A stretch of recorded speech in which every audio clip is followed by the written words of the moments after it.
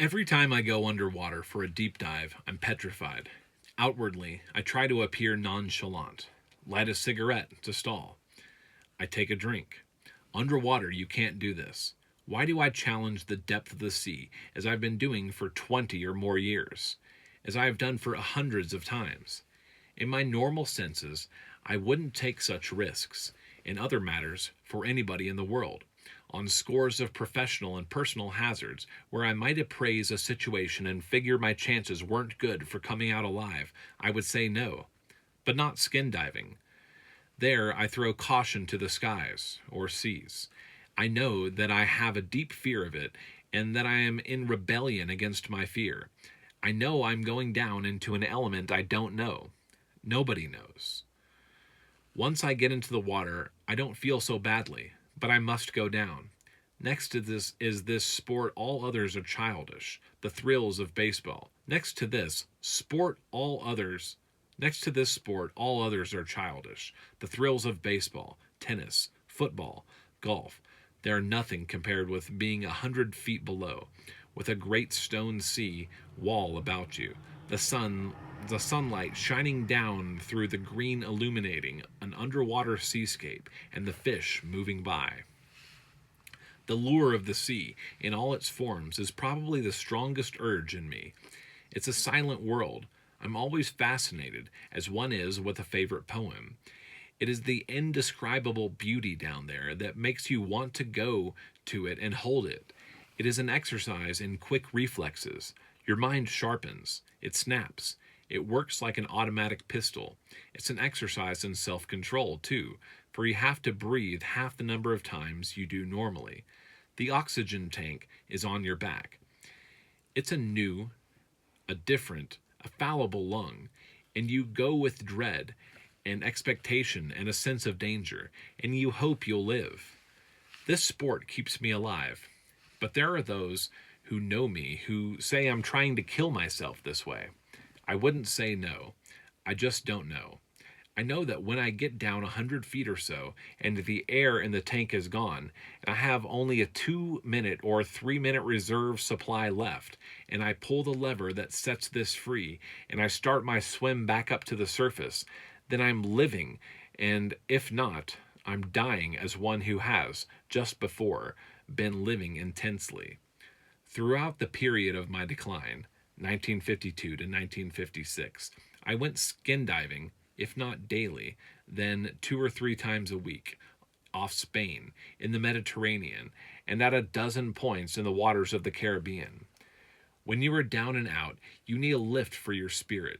You will do something that you might not at another time. At this time, when I was moping, becoming a master mariner in a liquor bottle, I got an invitation from the Northampton Repertory Theatre in England to come back and see them. A sentimental journey. Local boy makes good. They wanted to claim one of their own. They had very little money. I had much more, so I chartered an airplane and went. I found myself mentioned again in Spotlight, the same publication in which 25 years earlier I had lied to get myself a job. I got up before an appreciative audience of the same type to which I had played almost a generation earlier. I had been away a bit, I said, since I played the wicked Prince Donzel. I was now playing the wicked Flynn. Great laughter. I called back the memories of the year and a half I played there. I told them how I ran through the streets of London from show to show. Laughter. Of the gun that didn't go off, I joked about girls. Then I said something that drew the top laugh of all. The happiest days I have ever spent anywhere that I can recall in my life were spent here at Northampton. I didn't realize I was saying this to an audience of people who dreamed of getting away from the dreary place, an audience that went to the theater to escape. I didn't realize they knew how much of the world I had seen and how odd my words must have sounded to them.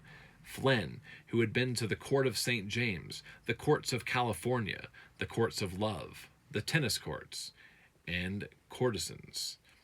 So they laughed heartily, and I joined them. It was wonderful, refreshing to be there again, even to see one or two old familiar faces backstage.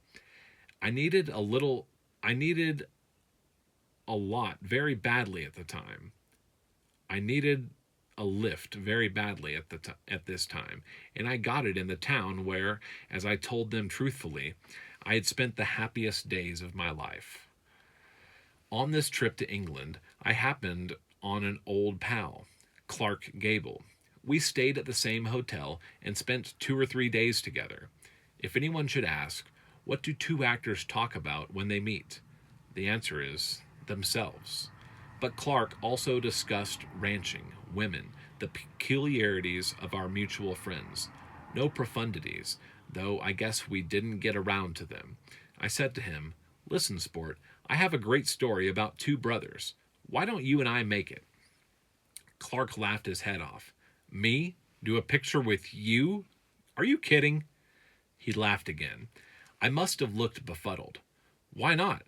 This is a good yarn. Look what you did in Boomtown with Spencer Tracy." He laughed more. "I would do a picture with him any time, but you son of a bitch, you're too young." On board the Zaka, Pat cooked and comforted me. I frolicked with Arnella. Occasionally, friends came on board for a meal or a short cruise. I saw my pal John Hertz, Jr. from time to time. His yacht, the Ticonderoga, was at Palma de Mallorca, I read. I dreamed. I tried to think who I was. I got paunchy, mottled in the face. Still, I stayed in the sun and the water, and didn't let myself drift as badly or as far down as people thought I had slipped. I asked myself some fundamental questions. What did I believe? What had I learned? How did I feel? What were my strengths and weaknesses? During the next few years at Mallorca, in Rome, wherever I went, I kept a diary of reflections and an irregular chronicle, and some of the answers came out like this.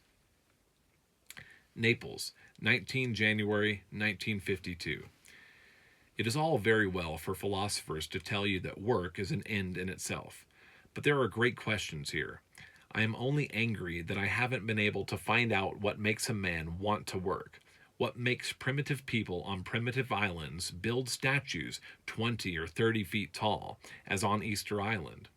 Isn't this a visual example of the mysterious urge of mankind to do some memorable work? There is an innate urge of creation here that man doesn't understand about himself. Always urges to procreate, to get drunk, to sleep. What is it that makes a man want to make a motion picture, or become a doctor, or work night and day? I do know it's not just money. Money has flowed through my fingers like water. The urge to work keeps waking in me no matter what my physical condition, no matter what I have gone through, and despite 2 or 3 very low ebbs in my life, it is something deeper, more profound. The urge annoys and upsets you, interferes with a genuine desire to be a perfectly happy bum. I don't like the urge to work because I don't think it's worth much. Yet I fear it is stronger than most of my other impulses, except sex. Naples, 23 January 1952. Alcohol is a far greater killer than other opiates. You can buy alcohol on any street corner throughout the world. It gets your brain, your liver. It destroys your morals, destroys your vitality, kills the sexual potential, and you become sluggish. It is a great pity that prohibition failed. The experiment was too radical.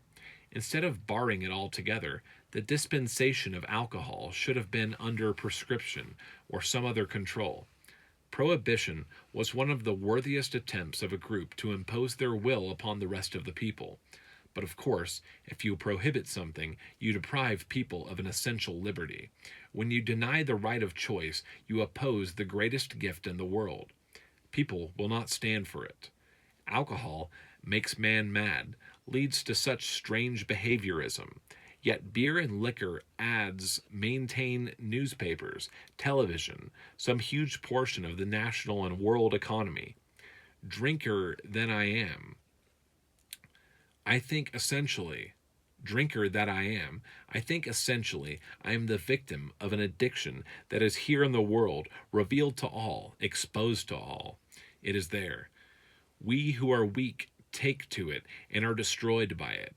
But it is essentially a weakness of governments everywhere to allow this poison to circulate like a river through the bloodstream of a human race. As one of the hardiest drinkers in the world, I speak with a voice of authority. Naples, 26 January 1952. I have no fear of the hereafter because I believe there is no such thing. I have been afraid of dying before my time, or dying violently, or having some unpleasant method of leaving. But as I am a complete agnostic, this leaves me philosophic. Why be afraid of something I have no control over?